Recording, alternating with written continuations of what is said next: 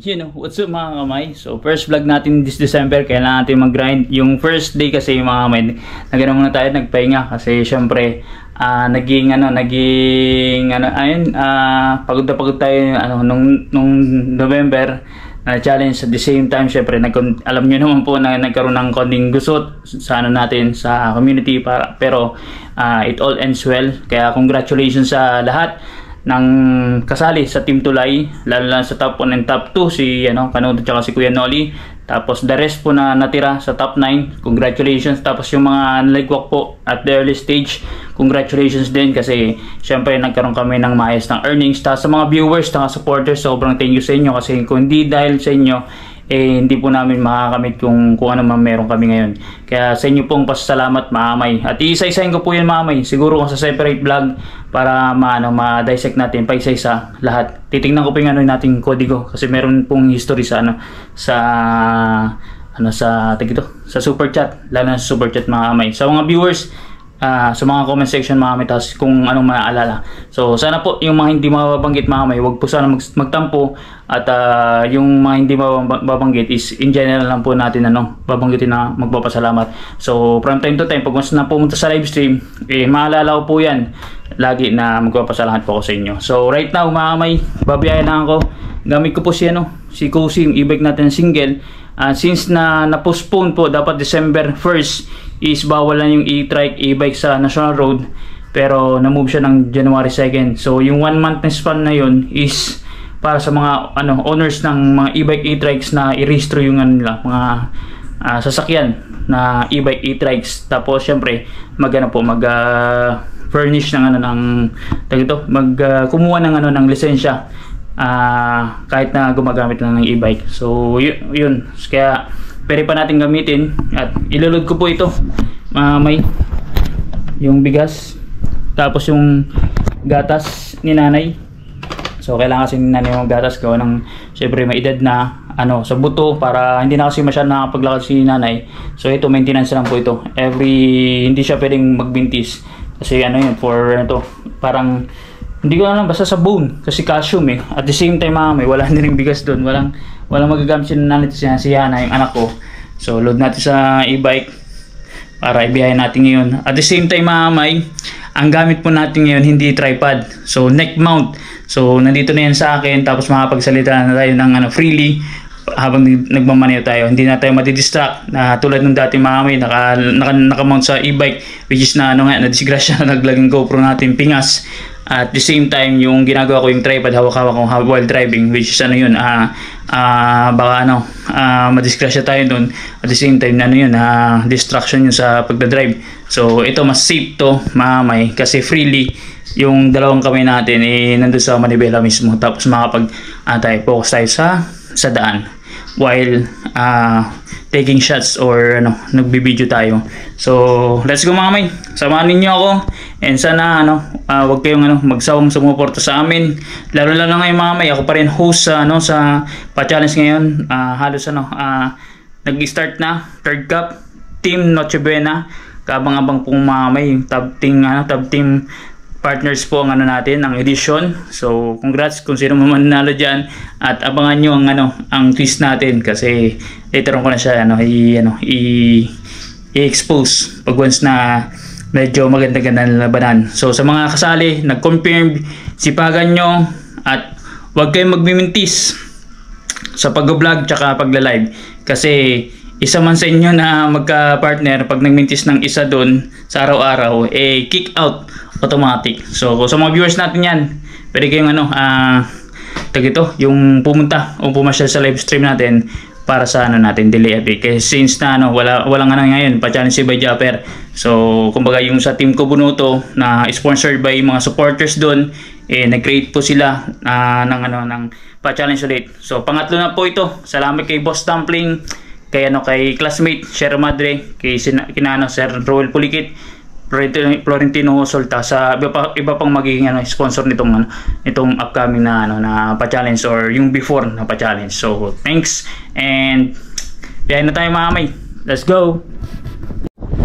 So yun mga kamay, nasabihan na tayo at papasok na tayo ng pagsanhan. Galing tayo Santa Cruz Laguna. At yun, sabi ko suspended yung pag-implement ng ano na e-bike sa national road. So kaya natin ginagamit si Cozy. So inulit ko yung 1 month na frame nun para sa ano pag-rehistro ng mga e-bike. Pero sa akin kasi ano bibenta ko na. Hindi ko alam kung matutuloy nga yung bibili. Pinag-iisipan pa mamay. Kasi ako talagang paano ko talaga isa na motor para ano pang malayuan makapag-travel tayo sa iba't ibang lugar, lalo sa Laguna at sa Batangas. So isa rin sa mga sinadya sa akin ni Japper mamay na kuha nga ako ng motor para hindi na ako maasal sa mga subo tapos kung saan sabay din ako sa kanila sa rides. Pero hindi pa ako mabilis magpatakbo mamaya. Ano lang, parang kapanaligan din. Tapos na ako dun sa araw sa panahon ng gano'n. Papatakbo din mabilis mamaya. Hindi na kasi ano, siyempre iniisip ko yun yung lalo na gano'n nagtrabaho ko ng ano ng pagka-safety officer. So lagi ko nga mamay hindi lang safety or safe driving. So kailangan natin maging defensive. So, kasi wala na naman kami sa Saudi Arabia nung nagano na ako nag-training sa safety. Hindi lang puro safety kailangan maging defensive mamay. Wala sa mamay sila diba? Sa atin ano hindi yung change. So you need to anticipate lagi mamay yung bagay. Harap na decision making kasi tayo man din gumagawa din tayo ng ganito na bigay tayo sa estima.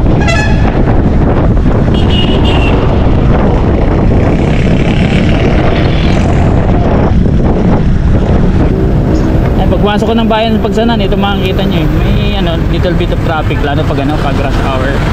Traffic dito kasi pupunta ng mga ano Quezon Province, kung saan dito may tagusan kasi talaga magkabilaan Rizal tsaka ano, Metro Manila, Quezon, Bicol, dito rin na ano, na nadaan. So pag nakita nyo na itong simbahan mamay, which is ano yan, school yan ng Liceo yata, may simbahan dyan.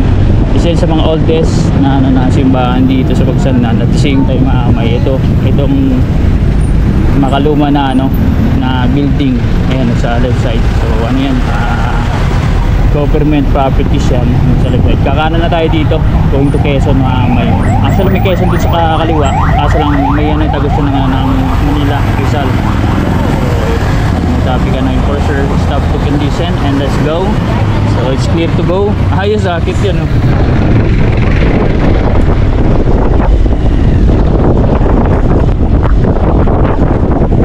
Dito tayo sa ano, sa bridge ng Pagsanhan. So andito yung ano, dito dumadaan yung mga bangkero papuntang Pagsanhan Falls. Akit tayo din sa ano, sa bundok.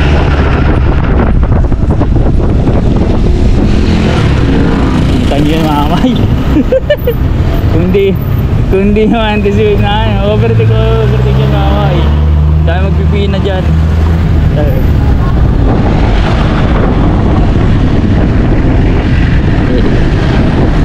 Inam.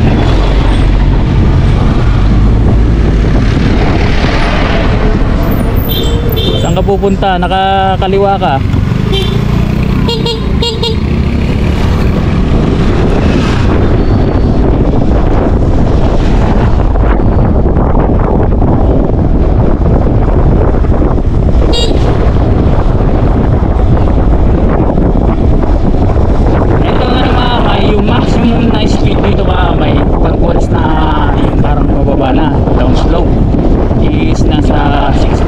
Maximum depende mo sa pinaka pababa.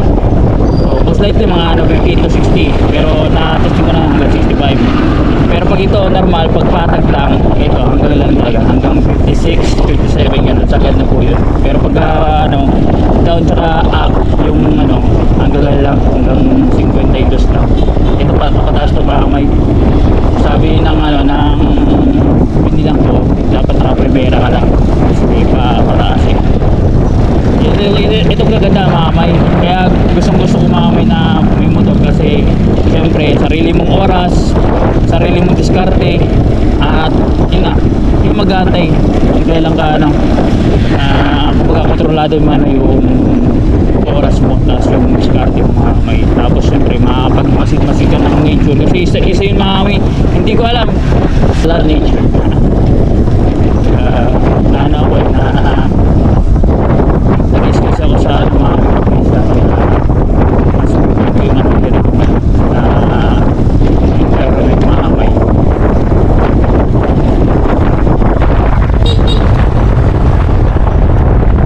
Pwede nakapag-overtake man tayo kung kaso hindi tayo tatagal dito mas mabilis yan maamay. Ano pa lang tayo, unang arangkada pa lang ng packet, marami pang packet dito maamay. Tatanda niyo, buntok ang ano natin, aakyat. Tapos yung mga kurba-kurbada. Sabi nga sa inyo, yung first time ni Japper, drive nun, Fortuner, yung kay Tim-Tim, hinatid ako. Sobrang dilim dito maamay, hindi niya pa kapisado, kaya daan-daan siya mag-drive. Siyempre naman, kahit sino naman driver eh.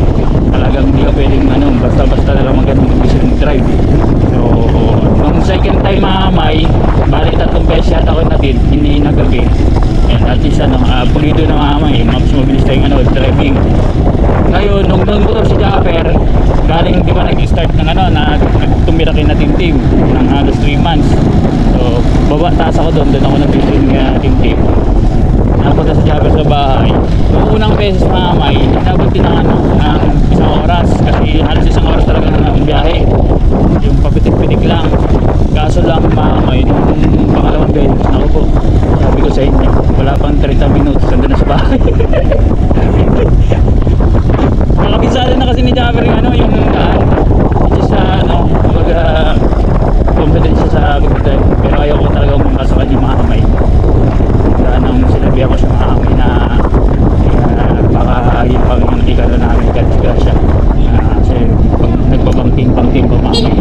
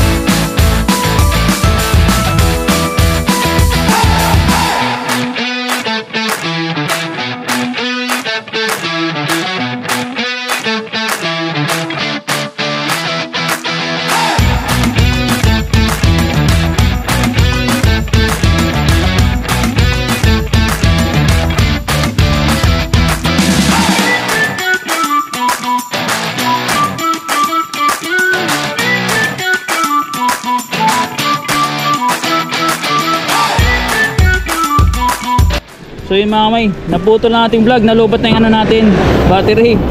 Ito yung ano, kumbaga disadvantage ng GoPro. Ang layo niya sa ano, sa DJI na Osmo Vive kasi mga battery noon talagang ano, talagang pag matagalan, isang battery mga kamay, kaya niya mag-create ng ano, ng halos 2 to 3 vlogs na dire-diretso. Ang tagal niya malubat, unlike sa GoPro mga kamay tulad nito. Meron ako original battery mga kamay. Hindi na siya nakakagawa ng halos ano, 2 vlogs din maximum siguro na dire-diretso. Kaso lang talaga nag-shutdown mga kamay pag once na ano, minsan pag nasa 20% na lang nag-shutdown na siya, hindi mo na siya magamit-gamit. So ang layo sa DJI, which is anong, yun ang ngayon ang ano, yung nagde-trend eh, na malaki ang ano, malaki ang bentahin nila when it comes sa ano, lalo sa pag-picture sa gabi. Ang ganda po talagang nakita na. Ito mga kamay, tatawid tayo, dadaan tayo ng Bulugan Falls, papasok po dyan Bulugan Falls. Yan ang gusto ni Dad makabalik. May ano, pagkakin na siya piso mga kamay. Yan lang hindi na napupunta nila Japper. Pilgrim's Dream Omnisciana. So mayan din dyan daanan papuntang falls din. Adiwan tawag sa falls, parang taas sa yan mga may kita nyo lagi na dyan dinanap ang misis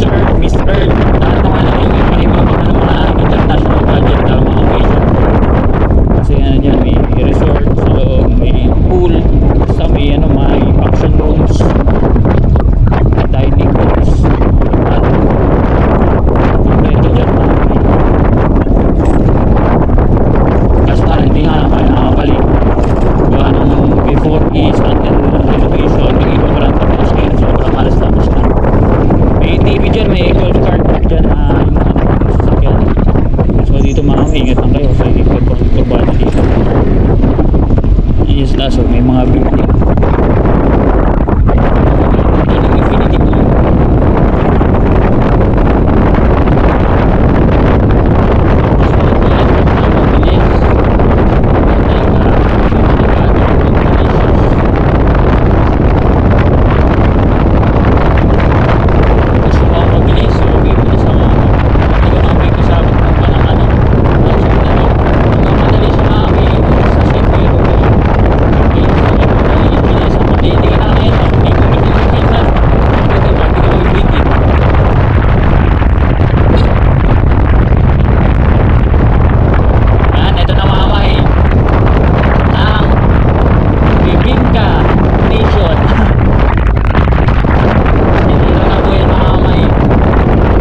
So yung mga may napaka-convenient nitong ano, neck mount mga may. Tingnan nyo, ang bilis lang matanggal oh. So nandito na ako sa amin. Nay! Nandito ng bigas! Dinala ko na. Sabi ko sa pag-uwi na lang. Ha? Hindi, kasi magkukumit siya. Nagulat si nanay. Dinala ko na. Pati yung ano, yung gatas. Bigat ko muna mga may. Bigat to. Buhatin muna natin sa taas.